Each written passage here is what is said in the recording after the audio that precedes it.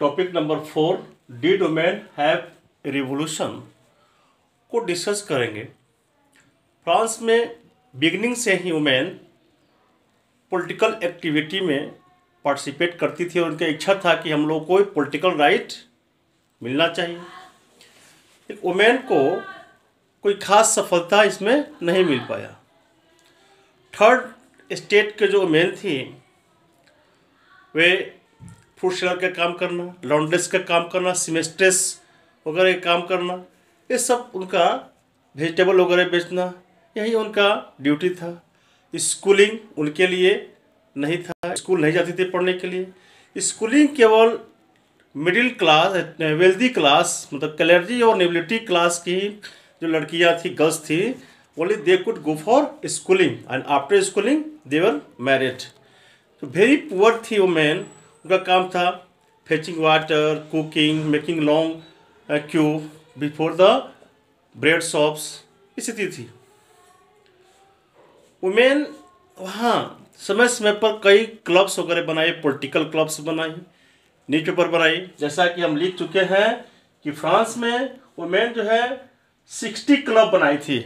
60 clubs था, political clubs वगैरह बना था। न्यूज़पेपर वगैरह भी जो है सोसाइटी बनाई थी, the society of revolution and republican women का सोसाइटी वुमेन के द्वारा बना गया था। और time to time women equal political right के लिए फाइट की। रिवोल्यूशनरी गवर्नमेंट के समय में भी वुमेन का पार्टिसिपेशन बहुत ज़्यादा था। वुमेन फाइट की ताकि उन लोग को राइट मिले।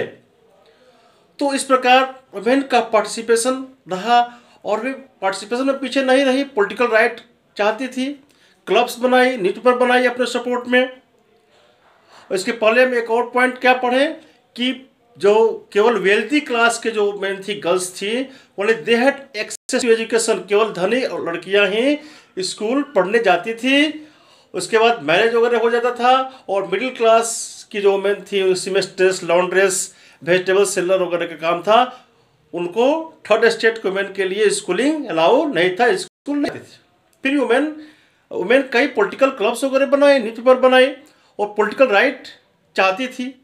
अब जब नेशनल असेंबली बना, रिवोल्यूशनरी गवर्नमेंट जब बना, उस समय क्या हुआ, उसमें वुमेन को पॉलिटिकल राइट नहीं दिया गया। वुमेन को पैसिव सिटीजन कहा गया। बता चुके हैं हम लोग, वुमेन और poor people where called passive citizen. तो वुमेन को वोटिंग राइट नहीं दिया गया, वुमेन को पैसिव मतलब इनडायरेक्ट सिटीजन कहा गया। फ्रांस के वुमेन इनडायरेक्ट सिटीजन और नो पॉलिटिकल राइट। कब?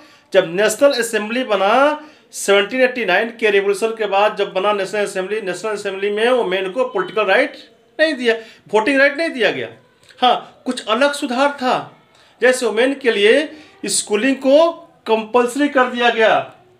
नेशनल असेंबली में schooling became compulsory for women. Women के लिए, गर्ल्स के लिए स्कूलिंग कंपलसरी हो गया।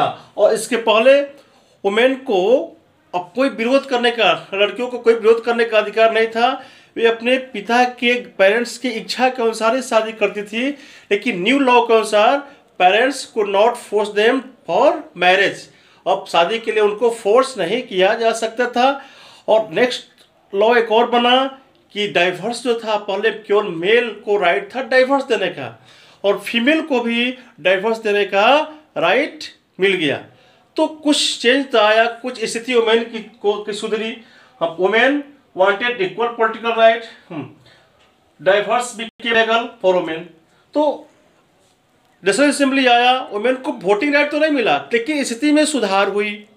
स्कूलिंग कंपलसरी कर दिया गया, वुमेन फ्री हो गई, अपने आप बिजनेस कर सकती थी, अपने इच्छा के अनुसार बिजनेस कर सकती थी, इसके लिए फ्रीडम मिल गया। वे स्कूलिंग कंपलसरी कर दिया गया। डाइवर्स, वुमेन भी डाइवर्स पहले केवल मेल देते थे, और मेल और फीमेल दोनों को इच्छा के अनुसार डाइवर्स देने का राइट मिल गया। Their parents could not force them marriage, तो यह राइट मिला। लेकिन जैसे ही जैकोबिन क्लब आया, रेन ऑफ टेरर, मैक्सिमिलियन रोबेस्पियरे, हम लोग पढ़े रेन ऑफ टेरर में, तो रेन ऑफ टेरर जब आया, मैक्सिमिलियन रोबेस्पियरे आया, फिर वुमेन के राइट को कर्टेल कर दिया गया। वोटिंग राइट तो पहले से भी नहीं था, जो राइट था उसको भी कर्टेल कर दिया गया। वुमेन को के पॉलिटिकल क्लब में को बैन कर दिया गया। वुमेन के जितने क्लब से सबको बैन करने का ऑर्डर दिया गया। बहुत वुमेन को अरेस्ट कर लिया गया, कुछ वुमेन को तो एक्सक्यूट फांसी दे दिया गया। तो यह बहुत ही वुमेन के लिए क्रूअल प्रूव हुआ। कौन? Rain of terror, Jacobin club. Jacobin club जब आया तो क्लोजर ऑफ क्लब्स के लिए बोला कि क्लब्स आपको बंद कर देना है, क्लोज कर देना है।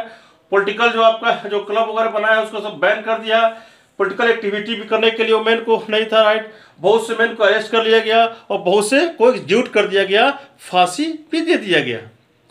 फिर भी वुमेन जो है सो स्ट्रगल करती रही यूनिवर्सल फ्रेंचाइज के लिए, सफ्रेज के लिए, पर वुमेन पॉलिटिकल राइट पाने के लिए late 19th century 20th century के बिगिनिंग में वुमेन फाइटिंग करती रही।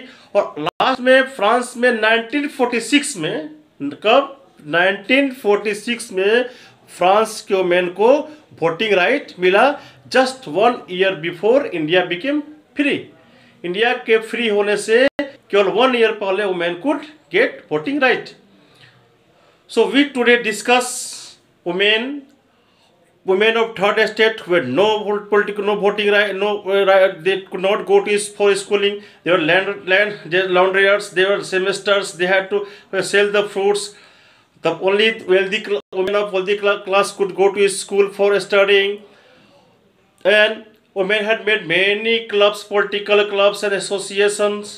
They wanted political right, but when National Assembly came, women were not given voting right, but some political rights were given to them. They got right. Schooling for women was made compulsory, and their parents could not force them for marriage.